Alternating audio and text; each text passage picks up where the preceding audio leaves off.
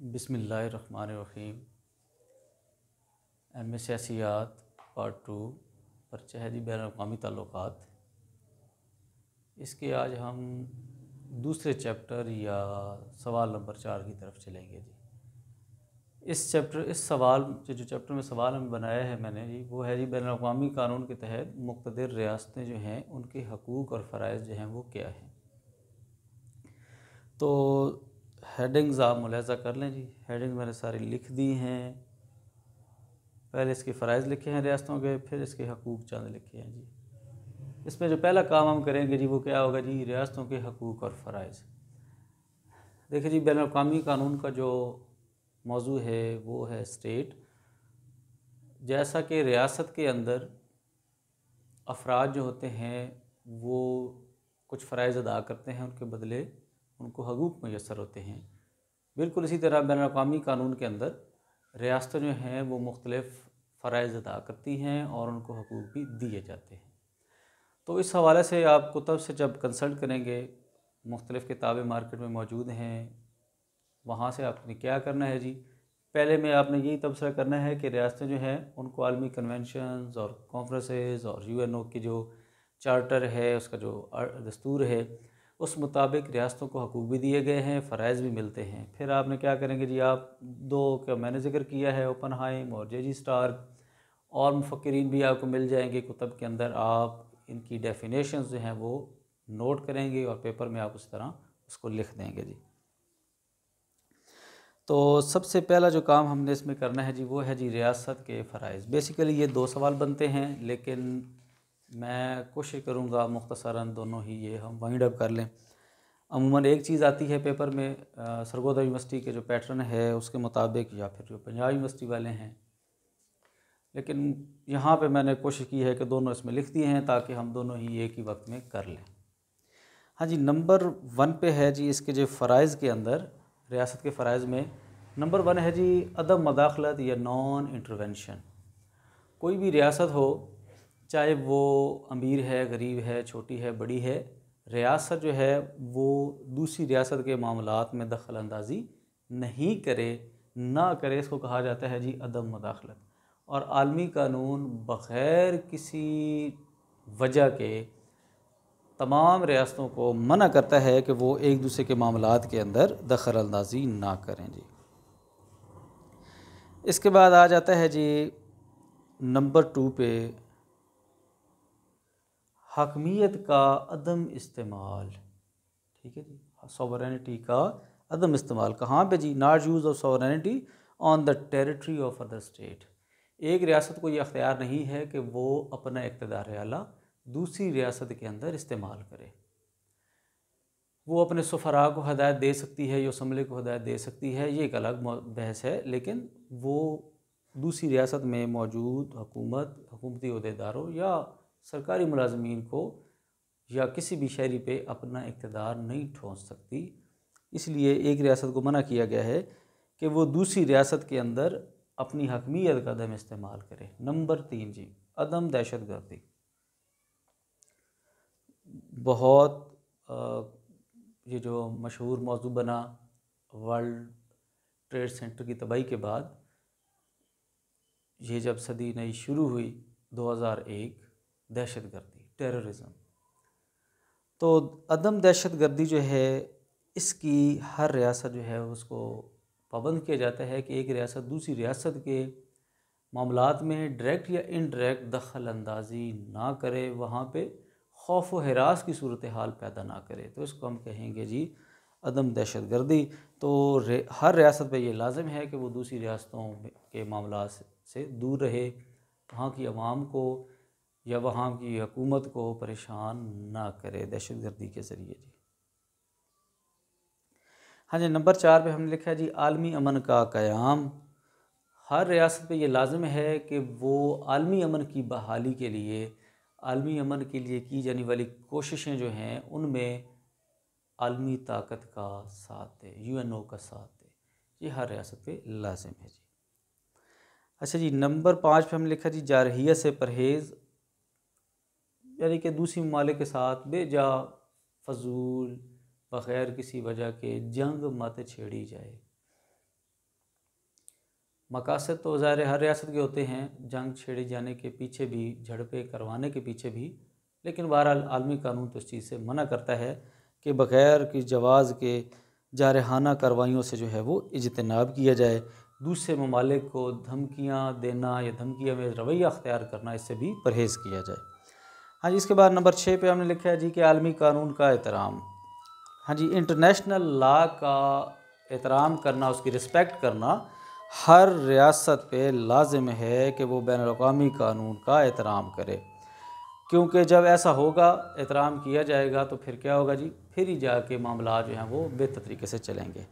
Number 7 पे है जी बैनुल रियासती तनाज़ात का पुरअमन हल।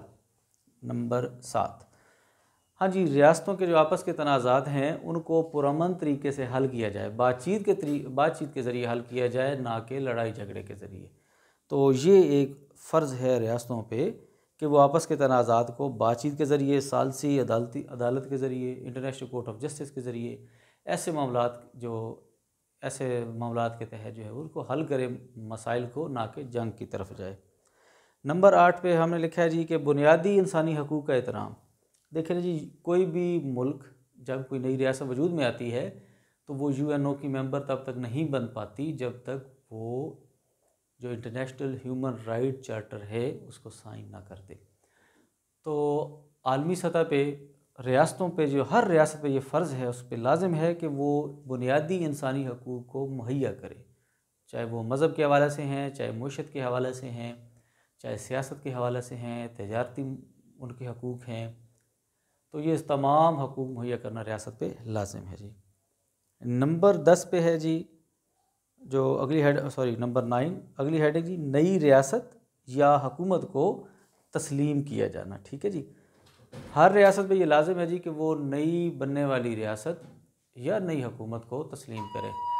नई रियासत जो है जब वो अपने तकाज़े तमाम तर पूरे कर रही होगी, वो बैनुल-अक़वामी बरादरी के अंदर अपनी ज़िम्मेदारियाँ अदा करने के अहल होगी, तो फिर क्या होगा जी, फिर हर रियासत पे लाजिम है कि वो क्या करे जी, उस रियासत को तस्लीम कर लें।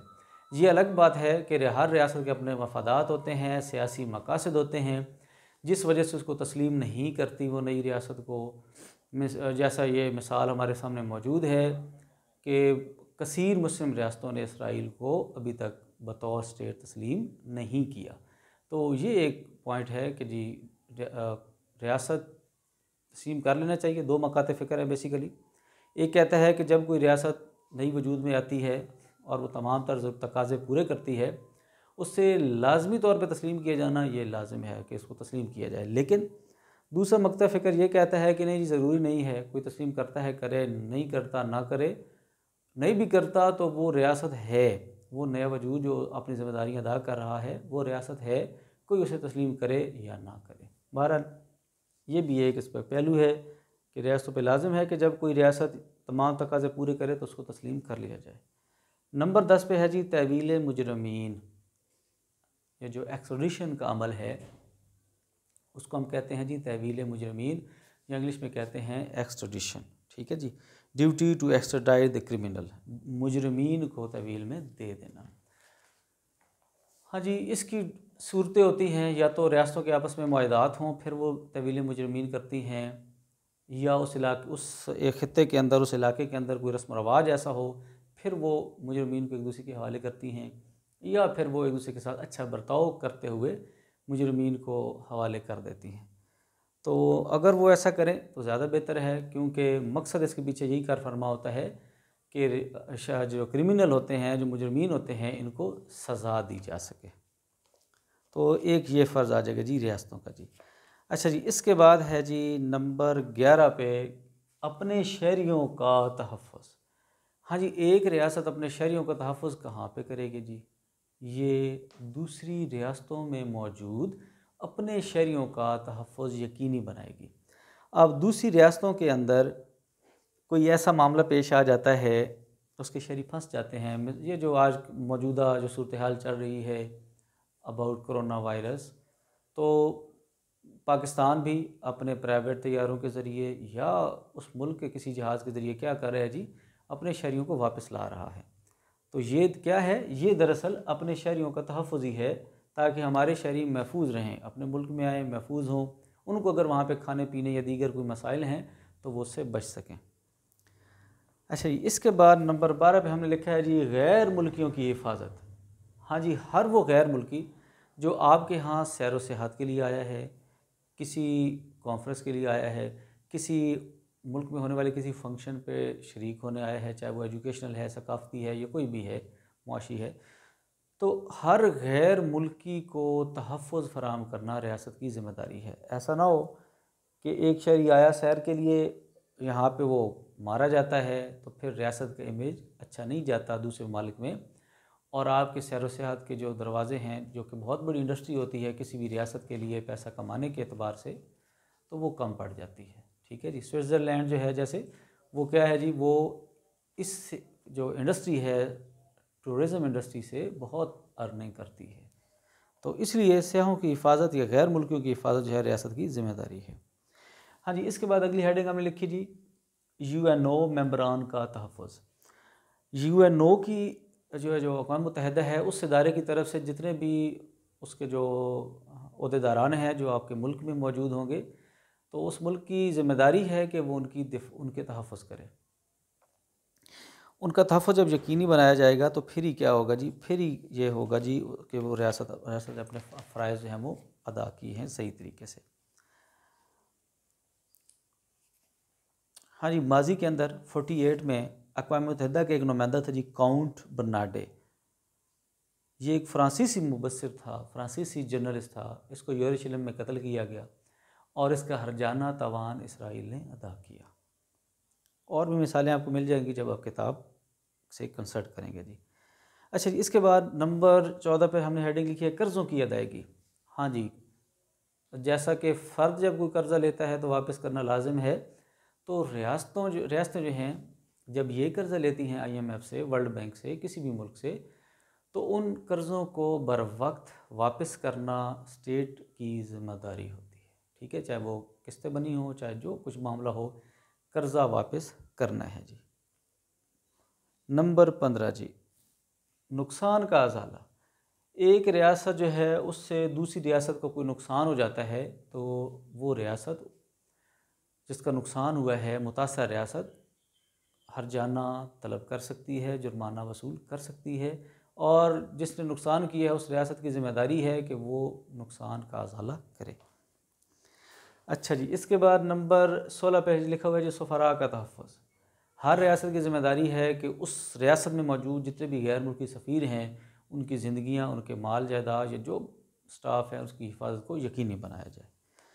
हाँ जी, ये एक पोर्शन यहाँ पे हमारा ख़त्म हो जाता है जी रियासत के फ़राइज़ का। दूसरा जो मौजू है, दूसरा इसमें जो टॉपिक शुरू होता है वो है जी रियासत के हकूक़ का। अगर ये अलग अलग सवाल आते हैं तो आपने करना क्या है, पहला ये हिस्सा लिख के अगर ये सवाल आए तो ये चीज़ें, फिर दूसरे सवाल अगर हकूक़ के हवाले से आता है तो आपने पहला पोर्शन वैसे ही लिखना है, और फिर आगे यहाँ से शुरू कर देंगे रियासत के हकूक़। तो रियासत का पहला हक़ क्या है जी, राइट ऑफ सवरेनिटी। रियासत का सबसे पहला बुनियादी हक़ इक़्तिदार आला का हक़ है।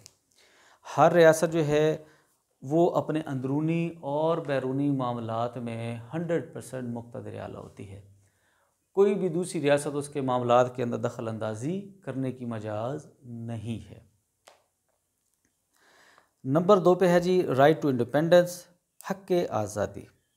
हाँ जी, कोई भी मुल्क जो है वो किसी भी दूसरे मुल्क की आज़ादी सलब नहीं कर सकता, वो इसका हक़ नहीं रखता। आलमी कानून किसी भी मुल्क को किसी दूसरे मुल्क की आज़ादी सलब करने की इजाज़त नहीं देता। लिहाजा हर रियासत का ये हक़ है कि उस पर हरगिज़ उसकी आज़ादी सलब ना की जाए, उस पर कब्ज़ा ना किया जाए। नंबर 3 पे है जी हक़ दिफ़ा, या इसको हम कहेंगे जी right to self defence and preservation. हर रियासत जो है वो अपना दिफ़ा करने, अपना तहफ़्फ़ुज़ करने का पूरा हक़ रखती है। इसके लिए वो क्या करेगी, इसके लिए वो असला भी ख़रीदेगी, फ़ौज भी बनाएगी, दिफ़ाई मुआहदात भी करेगी, असला या इससे रिलेटेड टेक्नोलॉजी भी ख़रीदेगी या ख़ुद बनाएगी। इस चीज़ का उसको हक़ हासिल है जी। अच्छा जी, इसके बाद है जी नंबर 4 पे इसमें हक़ रियासती मसावात। हाँ जी, हर रियासत जो है उसको ये हक हासिल है कि उसको यूएनओ के अंदर और दीगर दुनिया के हर प्लेटफॉर्म पे इक्वली ट्रीट किया जाए। उसको तमाम रियासतें, जैसे अब चाहे अमेरिका है, बरतानिया है, फ़्रांस है, या कोई भी ऐसी दुनिया की और रियासत है, तो क्या किया जाए जी, उसको छोटी जो रियासतें हैं, वेटिकन सिटी हो गया, मोनाको हो गया, या इस तरह के जो छोटे छोटे जज़ायर नुमा रियासतें हैं, इनको भी पूरा पूरा हक हासिल है कि यूएनओ के मामलात के अंदर या दुनिया के किसी भी प्लेटफॉर्म पे इनके इक़्तिदार आला को बराबर गिना जाए, मसावी दर्जा दिया जाए जैसे बड़ी रियासतों के पास मौजूद है। तो इनको कम तर न समझा जाए, ये रियासत का हक है जी। इसके बाद नंबर 5 पे है जी इलाकाई हदूद पर कंट्रोल। रियासती इलाकाई हदूद जो हैं, अगर किसी रियासत को समंदर लगता है तो समुद्री हदूद, फिर इसी तरह ज़मीन यानी कि बहरी, और इसी तरह फ़िज़ाई हदूद जो हैं, इन पे रियासत को मुकम्मल कंट्रोल होता है।